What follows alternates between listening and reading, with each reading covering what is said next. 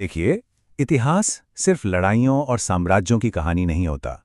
ये इस बात की भी कहानी है कि इंसान ने एक दूसरे को सजा देने के लिए क्या-क्या तरीके ईजाद किए।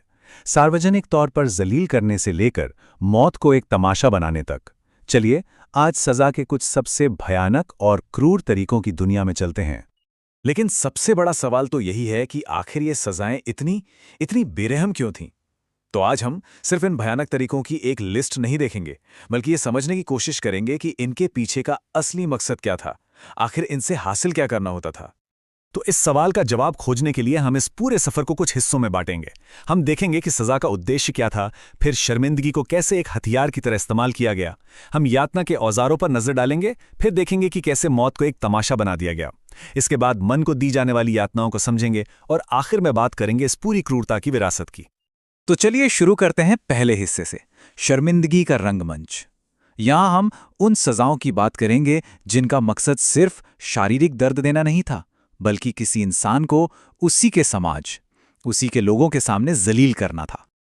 अच्छा, इन दोनों में एक दिलचस्प फर्क है। पिलोरी में गर्दन और हाथ फंसाए जाते थे। इसका डिजाइन ही ऐसा था कि पीड़ित का चेहरा सीधा भीड़ की तरफ हो।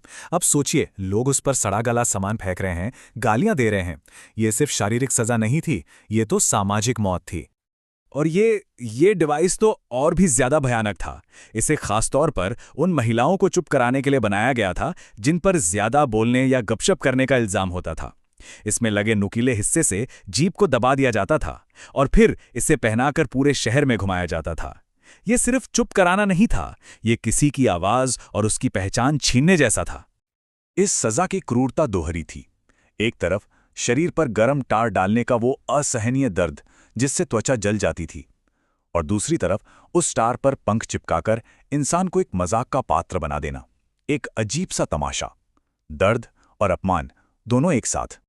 अब आते हैं दूसरे हिस्से पर, यातना के औजार। जब सिर्फ शर्मिंदगी से काम नहीं चलता था, तो ऐसे उपकरणों का इस्तेमाल होता था जिन्हें बनाया ही गया था बेहिसाब दर्द देने के लिए।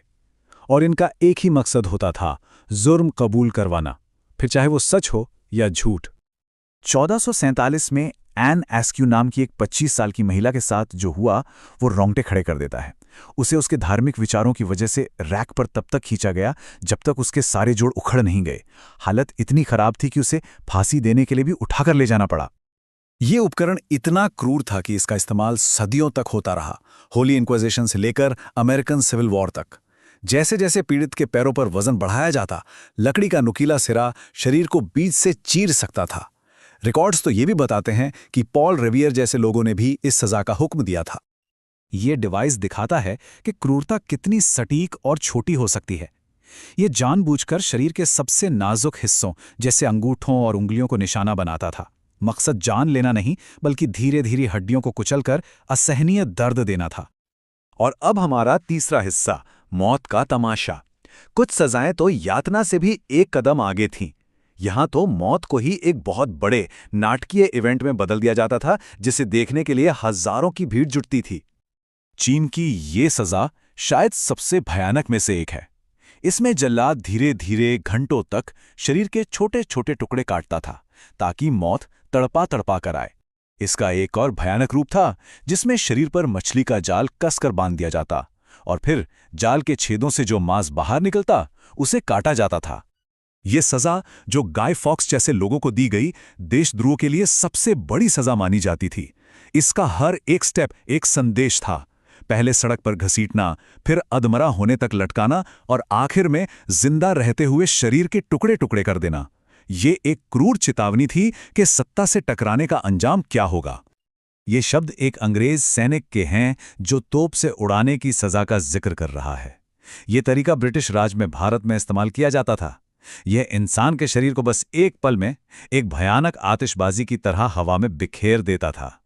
प्राचीन काल के ये दो तरीके तमाशे के दो अलग अलग चेहरे दिखाते हैं। एक तरफ है ब्रेजन बुल, एक तरह का कलात्मक लेकिन शैतानी आविष्कार जो इंसान की चीखों को भी बैल की दहाड़ में बदल देता था।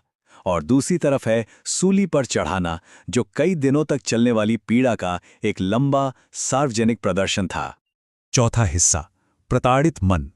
अब देखिए, जैसे जैसे समाज आगे बढ़ा, क्रूरता के तरीके भी बदल गए। अब हमला सिर्फ जिस्म पर नहीं बल्कि सीधे दिमाग पर होने लगा।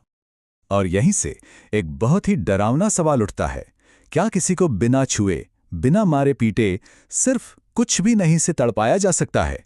क्या किसी को दर्द देने के बजाय उसकी सारी संवेदनाएं छीनकर तोड़ा जा सकता है? इसका जवाब है व्हाइट टॉर्चर। सोचिए, एक कमरा जहां सब कुछ सफेद है, दीवारें, कपड़े, यहां तक कि खाना भी।